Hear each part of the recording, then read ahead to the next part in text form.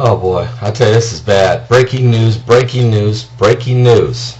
Mexico, more bad news. There's been a lot of rain there. Of course, they've been hit with a couple hurricanes, but breaking news this morning, there's been a lot of rain been going on in the mountain area, and a huge hillside has collapsed. Mudslide. I mean, it's more than just a mudslide. It's an entire hillside has collapsed. I'm Paul Begley, and let's break it down. You see, they're estimating that 300 homes have been completely buried. How many people are in those homes? I don't know. The average Mexican family is pretty large. This time of morning, some of the kids have probably left and went to school. Some of the people are maybe working. There's not a lot of jobs in Mexico. But 300 homes have been buried as an entire hillside has collapsed due to a lot of rain in Mexico. There's another 1,000 people estimated trapped by the mudslides and the catastrophe that's going on now. You just keep, what a year. Floods in Pakistan, the worst in history, leaving 4 million people homeless, affected over 20 million people, leaving about 2,000 dead, and now the spread of disease and hunger and famine. China has been hit with quite a few floods. One time it killed 823, another time it killed 400 some. There's always monsoon rains and flooding and deaths in India. It's a common occurrence every year. But there's been these horrible hurricanes that have been hitting a lot of activity around America and on this side of the world. Earthquake has hit places like Alaska. There's been tremors in Alaska over 5.6 on the Richter scale about a week ago. 5.4 or something like that. 3.2 hit Washington, D.C. Of course, the Haiti earthquake just destroyed an entire nation. Even, 2 weeks ago, Christchurch, New Zealand was hit with an earthquake that destroyed 100,000 homes and nobody died? How does 100,000 homes get damaged and nobody died? Maybe it's because the name of the town is Christchurch. Could help. There's been numerous, the Bermuda thing just happened with the Hurricane Igor, and there's been all of this. I mean, I can't even keep up with it. And then look at the plane crashes. The India plane crash, the Pakistani plane crash, the plane crash in Alaska with Senator Ted Stevens on board, plane crash in Venezuela here 3 or 4 weeks ago, the Congo boats that have flipped over in the rivers. They've had like 4 different boats. Ferry boats is how you get across there in the Congo, and they flipped over, killing hundreds and hundreds of people.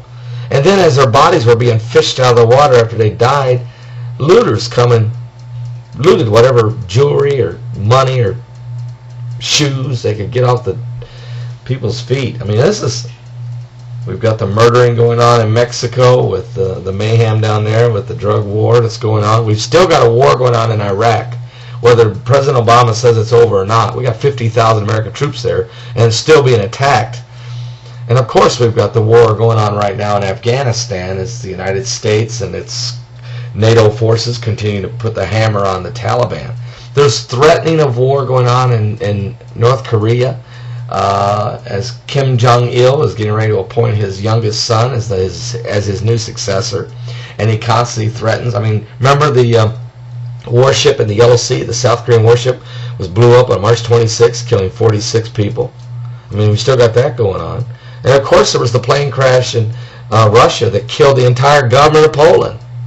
And since when does a presidential plane crash on its own? And then there's been all kinds of threats that's went on as far as terrorism's concerned, whether it's in London, England, or in France. There's been this torture in Saudi Arabia. These people are torturing their maids by driving nails into their hands. We've had, it's just, I don't even know how to go there. I mean, what about the mosque? The Muslims are trying to build a mosque at Ground Zero. And the president says, don't do this, don't get mad at these people. And then when the pastor down there in Florida wanted to burn the Koran, Pastor Terry Jones, I mean, Everybody got involved, from General Petraeus to the Joint Chief of Staff to Secretary of Defense Gates, all the way to the President of the United States, saying you don't do this, because it could cause harm to our soldiers. It could actually incite violence among the Muslim community. Okay? Yet when the American soldiers, 5 of them are accused of murdering some innocent civilians in the war in Afghanistan, the president, instead of squelching that information and trying to keep that down to a minimum, had that released.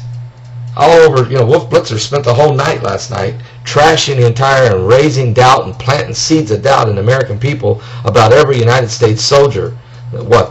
We have 5 rotten apples, and we're going to blame an entire 140,000 soldiers that are right now standing in the theater in Afghanistan. We're going to paint a picture. There's been over 1 million soldiers deployed in the last 9 years to fight between Afghanistan and Iraq, and you're going to pick 5 guys and you're going to blame it all on them. I don't know why I'm on such a rant. I think it's just because I can sense the gay marriage thing was approved in Argentina. Next thing I know, the Proposition 8 was voted on. Of course, the people said we don't want gay marriage, even in liberal California. But that don't matter, because one lefty judge, who was actually a conservative, I was explaining to, decided that he wants gays to marry and destroy the very fiber of America. I don't know. Again, breaking news. There's a mudslide. An entire hillside has collapsed and fallen on a lot of people, and I don't know what the death count's going to be, and I just pray for the people of Mexico, and I pray for the world. Turn to Jesus. We really need to turn to Jesus. I'm Paul Begley.